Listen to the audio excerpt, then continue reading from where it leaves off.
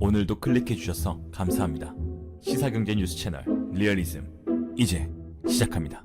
2008년 리먼 쇼크로 불리는 글로벌 금융위기 이후부터 전 세계는 전투적으로 자국 산업과 영토 보호에 나서기 시작했습니다. 과열된 양상은 전쟁을 불사합니다. 이전 하나를 양보하고 더 큰 하나를 얻는다는 무역 기주에서 하나조차 양보하지 않겠다는 새로운 기준이 떠올랐습니다. 바야흐로 뉴 노멀의 시대, 대표적인 국가는 단연 중국입니다. 시진핑 주석의 집권 아래 중국은 조금도 줄어들 수 없다란 구호를 외치며 세계 각국의 나라들과 영토 분쟁을 벌이고 있습니다. 안 그래도 넓은 땅덩어리를 지닌 나라가 이런 소리를 해대니 다른 국가는 오죽하겠습니까? 세계 곳곳에서 드러나는 뉴 노멀 외교 분쟁의 대표적인 사례는 미중 무역 분쟁, 중국과 인도의 국경 문제, 중국 홍콩의 자치권 문쟁, 중국과 동남아시아 국가 간 남중국해 분쟁, 일본 수출 규제로 불거진 한일 무역 분쟁, 러시아 일본의 쿠릴 열도 분쟁 등 전 세계엔 여전히 수많은 분쟁들이 있지만 현재 우리나라에 있어서 가장 큰 스트레스로 작용하는 것은 단연 일본과의 독도 영유권 분쟁일 것입니다. 다른 분쟁이야 그나마 주장할 수 있는 몇 가지 근거라도 있지, 일본의 독도 영유권에 대한 주장에는 어떠한 근거도 없는 억지 주장만 난무하기 때문입니다. 그러한 와중에 14일 일본 정부가 올해 발간한 방위백서를 통해 독도가 일본 땅이라는 억지 주장을 16년째 되풀이하고 있어 논란이 일고 있습니다. 이에 한국 정부는 즉각 강력하게 반발했을 뿐만 아니라 앞으로 일본에 계속되는 독도 야욕을 송두리째 뽑아낼 기막힌 계획을 준비하고 있어 화제입니다. 한번 살펴보겠습니다. 일본 정부는 오늘 14일 아베 신조 총리 주재로 열린 가기에서 2020년판 방위백서 일본의 방위를 채택했습니다. 이날 일본 NHK 방송은 아베 신조 일본 총리가 한국의 국무회의 격인 가기를 열고 방위백서를 채택했다고 보도했습니다. 방위백서란 일본이 매년 국민에게 자국의 방위 환경과 정책을 쉽게 설명하기 위한 목적으로 50년째 발간하는 간행물입니다. 일본은 올해 방위백서에서 자국 주변의 안보 환경을 설명하면서 작년판과 마찬가지로 일본 고유 영토인 다케시마의 영토 문제가 여전히 미해결 상태로 존재한다라고 억지 주장을 반복했습니다. 일본이 방위백서에 한국이 시로 지배하는 독도의 자국 영유권을 명기하는 도발에 나선 것은 고이즈미 주니치로 내각 시절인 2005년 이후 16년째입니다. 일본은 매년 방위백서 앞에 내놓는 외교 청사를 활용해 독도 영유권을 우기고 있습니다. 이 백서를 작성한 일본 방위성은 독도 영유권 기술과는 별도로 주요 부대 소재지, 러시아 군사 활동 동향, 일본 주변 해공력 경계 감시, 주변국 방공 식별권 등을 설명하는 여러 점의 지도에서 독도를 없애고 버젓이 다케시마라 적어 넣었습니다. 또 지난해 7월 러시아 Tu-95 장거리 폭격기의 비행을 지원하던 A-50 조기경보 통제기 한 대가 독도 상공을 침범했던 사태에 대해선 다케시마 영해 상공을 침범한 사안이 발생했고, 그 당시 한국 전투기가 경고 사격을 했다며 일본은 영공을 침범한 러시아의 정부와 러시아기에 경고 사격을 가한 한국 정부의 외교 경로로 항의했다고 썼습니다. 또한 일본 방위백서에는 지난해에 이어 한국을 홀대하는 배치가 눈에 띄었습니다. 미일 동맹을 설명하며 자국의 안보 방위 분야에 협력하는 국가를 소개하는 부분에서 한국은 호주와 인도, 동남아시아 국가연합 이후 네 번째로 배치됐습니다. 2018년까지는 한국을 호주에 이어 두 번째로 배치했지만 2년째 뒤로 미룬 것입니다. 또 지난해에는 한국과의 사이의 폭넓을 분야에서 방위 협력을 추진함과 동시에 연대의 기반을 확립하기 위해 노력할 방침이라고 썼지만 올해는 이런 표현을 삭제해 작년보다 더욱 불편한 기색을 드러냈습니다. 외교부는 14일 일본이 부당한 독도 영유권 주장을 담은 2020년판 방위백서를 채택한 데에 대해 강력 항의하고 철회를 촉구했습니다. 김인철 외교부 대변인은 이날 논평을 통해 정부는 일본 정부가 발표한 방위백서를 통해 역사적, 지리적, 국제법적으로 명백한 우리 고유의 영토인 독도에 대해 부당한 영유권 주장을 되풀이한 데에 대해 강력히 항의하며 이에 즉각 철회를 촉구한다고 밝혔습니다. 김 대변인은 이어 일본 정부는 독도에 대한 부당하고 터무니없는 주장을 반복하는 것이 한일 관계에 전혀 도움이 되지 않는다는 점을 자각해야 한다고 경고했습니다. 그러면서 일본 정부의 부당한 주장이 대한민국 고유 영토인 독도에 대한 우리 주권에 어떠한 영향도 미치지 못한다는 것을 다시 한번 분명히 한다며 독도에 대한 어떠한 도발에 대해서도 단호히 대응해 나갈 것임을 밝힌다고 덧붙였습니다. 앞서 김정한 아시아 태평양 국장은 이날 오전 11시께 서울 도련동 외교부 청사로 소마 히로이사 주한 일본 대사관 총괄공사를 초치했습니다. 소마 총괄공사는 마스크를 쓴 채 굳은 표정으로 들어왔습니다.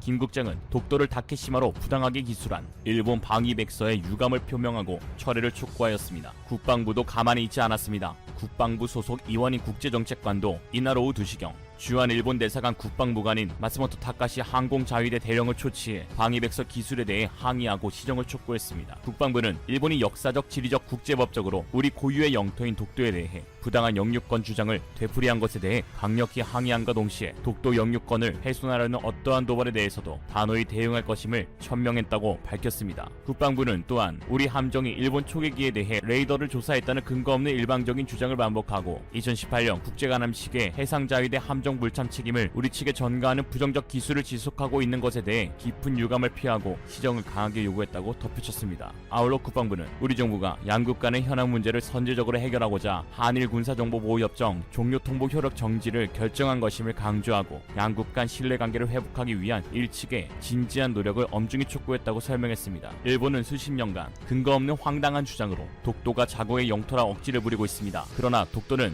다시 한번 말하지만 역사적, 지리적, 국제법적으로 명백한 우리 고유의 영토입니다. 처음부터 우리 것이요, 지금도 우리 것이요, 앞으로도 우리 것이기에 독도에 대한 영유권 분쟁이란 존재할 수 없으며 독도는 외교 교섭이나 사법적 해결의 대상이 될 수 없습니다. 세상에 누가 옆집개가 짖는다고 우리 집 안방을 내어주겠습니까? 울릉군에 속해 있는 독도는 우리 땅이란 지리적 근거가 명확합니다. 독도와 가장 가까운 일본 영토 오키섬 사이의 거리는 157.5km로 일본에서는 독도를 볼 수 없지만 울릉도와 독도 사이의 거리는 87.4km로 육안으로 독도를 확인할 수 있습니다. 1454년에 편찬된 조선 초기 관찬서인 세종실록 지리지에도 울릉도와 독도 두 섬이 서로 거리가 멀지 않아 날씨가 맑으면 바라볼 수 있다는 기록이 남아 있습니다. 또한 역사적 근거는 차고 넘칩니다. 독도는 6세기 초엽 512년 신라가 복속한 우상국의 영토라고 기록하고 있으므로 독도에 대한 통치 역사는 무려 신라 시대까지 거슬러 올라갑니다. 독도는 신라의 장군 이사부가 울릉도를 정복한 뒤 지금까지 줄곧 우리 땅이었습니다.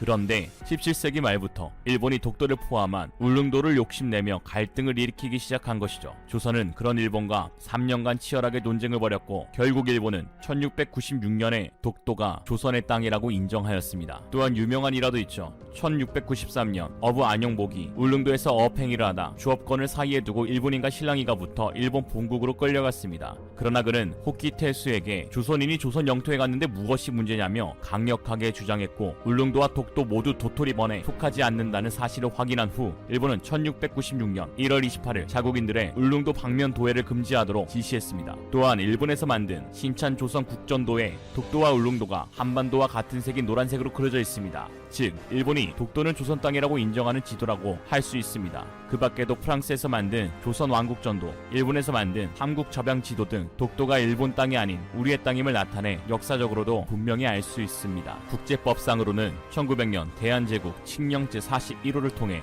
울도군에 관할 구역을 울릉전도 및 죽도, 독도로 명시되어 있고 독도가 일본의 시네마현에 강제 편입되기 전 1902년 대한제국 내부 대신이 울도군수 백예주에게 내린 공식 문서인 울도군 절목에는 울릉도에 출입하는 모든 화물에 대금을 받으라는 운영 세칙이 담겨 있습니다. 그리고 당시 일본인들은 독도에서 잡은 강치를 울릉도에 가져와 수출했다는 사실이 일본 외무성의 기록에 남아있는데요. 일본인들이 독도에서 잡은 강치에 대한 수출세를 울도 군수에게 납부했다는 것은 대한제국의 행정력이 독도에까지 미쳤음을 알 수 있는 자료입니다.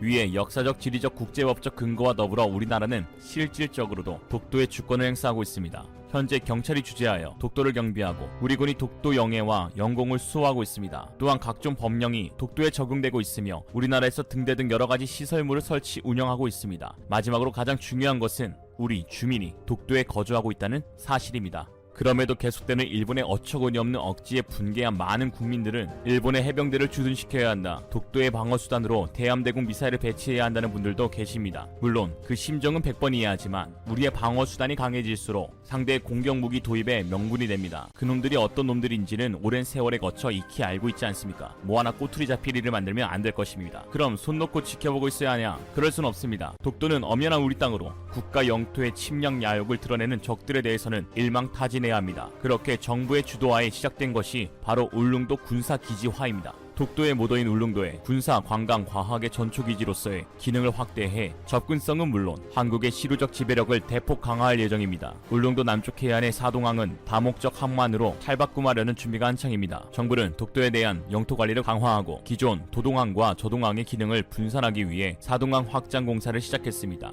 2011년부터 투입된 예산만 2,787억 원에 달합니다. 지난해 이미 완공된 길이 640m의 동쪽 방파제는 먼바다에서 밀려오는 파도로부터 항구를 지켜주고 있었습니다. 내년이면 해군 함정 정방용 부두 400m, 해경 부두 175m, 여객 부두 305m 등 총 1025m에 달하는 저반 시설이 이곳에 들어섭니다. 한 관계자는 사동항이 완공되면 해군 함정 한 척과 해경 경비함 2척, 국가어업지도선 2척이 상시 접안할 수 있어 어업지도, 불법 어업 단속도 쉬워질 것이고 기상 악화 시 여객선과 어선이 피항할 수 있어 해상 교통 안정성도 강화된다고 말했습니다. 무엇보다 사공항이 완공되면 해군 함정과 해경 경비정의 독도 출동 시간이 현재 절반 이상 단축됩니다. 기존 죽변항에서 해경 함정이 출동하며 독도까지 약 5시간 50분이 소요됐지만 사동항에서는 독도까지 2시간 만에 도착할 수 있습니다. 일본 함정은 오키섬에서 독도까지 거리로는 157.5km, 약 2시간 50분이 소요되어 이제는 한국 함정이 보다 더 빠르게 도착할 수 있게 되었습니다. 또한 약 6천억 원을 들여 2025년 길이 1.2km, 너비 30m의 활주로를 갖춘 울릉공항도 새롭게 들어섭니다. 그로 인해 서울에서 울릉도까지 총 7시간에 달했던 소요시간이 단 1시간으로 줄어듭니다. 김병수 울릉군수는 공항이 완성되면 연간 30만 명의 수준의 관광객이 100만 명까지 늘어날 것으로 기대했습니다. 그리고 마침내 한국 정부는 일본의 독도 야욕에 대항하여 기막힌 대안을 마련하였습니다. 민간 항공인 울릉공항이 유사시 군사 목적으로도 사용될 것이고 한국 전투기의 주둔이 가능한 불침 항모로 사용한다는 방침을 세운 것입니다. 일본에게는 그야말로 엄청난 부담감을 안겨주는 일입니다. 독도 근처 상공에서 일본의 항공기가 영공을 침범할 경우 현재 대한민국 공군은 대구국제공항이나 강릉공항에서 전투기가 발진하기 때문에 독도와 가까운 오키섬에 발진이 가능한 일본 항공 자위대에 비해 크게 불리합니다. 만약 울릉도의 지상기지에서 전투기가 원활하게 작전할 수 있다면 압도적인 공중 주도권을 가져올 수 있습니다. 1200m의 활주로가 여유 있는 길이는 아니지만 F-16, F-35A, KF-X 등의 중형 전투기가 공대공 세팅으로 이착륙하기에는 충분합니다. 공대함 타격 임무 시에도 이착륙은 가능합니다. 군수 지원 측면에 있어서도 기존에는 헬리패드로 헬기만 뜨고 내릴 수 있었지만 공군의 고정익 수송기가 이착륙이 가능해진다는 큰 이점이 있습니다. 또한 현재 사업 진행 중인 차기 구축함 LPS-2 사업에서 도입될 캐터펄트를 장착한 한국형 7만 톤 엘리자베스급 중형 항모가 KF-X, F-35와 함께 동해상에서 울릉공항을 거점으로 작전을 수행할 수도 있습니다. 존재만으로도 강력한 대일본 억제력을 갖게 되는 한국군 최고의 전략 무기가 되는 것이죠. 이제 오늘의 결론입니다. Realism conclusion.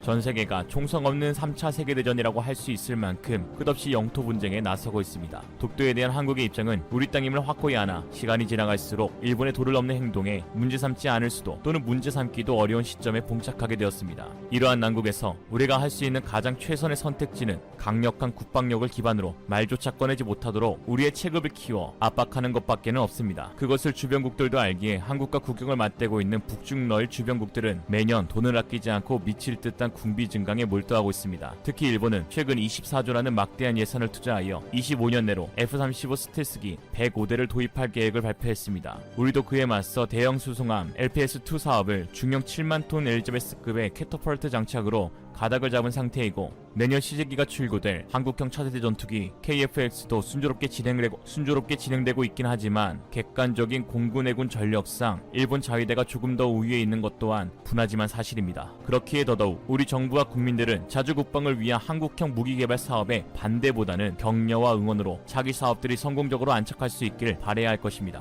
우리도 F-35 100대 도입할 수 있으면 좋겠죠. 그렇지만 제한된 국방비 내에서 최고의 효율을 가져다주는 것은 단순히 미국 최신형 전투기 몇 대도 구매한다고 되는 것이 아닙니다. 언제까지고 타국의 무기에 의지할 순 없습니다. 우리는 근시안적인 국방 속국 마인드에서 벗어나 10년, 30년, 50년의 장기적인 관점에서 바라보아야 합니다. 첫 술부터 배부를 순 없습니다. 가다 보면 실패할 때도 있을 것입니다. 그러나 멈출 수는 없습니다. 하나씩 조그마한 성공을 이뤄낸다면 그것이 모이고 모여 누구도 넘보지 못할 강력한 국방력을 지닌 나라가 될 것입니다. 또한 앞으로 더욱 강력한 국방과 국민의 생명을 지킨 안보를 위해 한국형 핵추진 잠수함 사업이 착수되어야 할 것이며 현재 진행 중인 캐터펄트 장착 7만도 중형 항모 KF-X, 한국형 차세대 전투기, 국산 통합 마스트를 장착한 한국형 이지스함이 속히 개발 완료되어 실전 배치까지 성공적으로 안착될 수 있도록 만전을 기해야 할 것입니다. 이상으로 리얼리즘이었습니다. 여러분의 생각은 어떠신가요? 현명하고 지혜로운 구독자님의 의견을 지금 댓글에 남겨주세요. 감사합니다.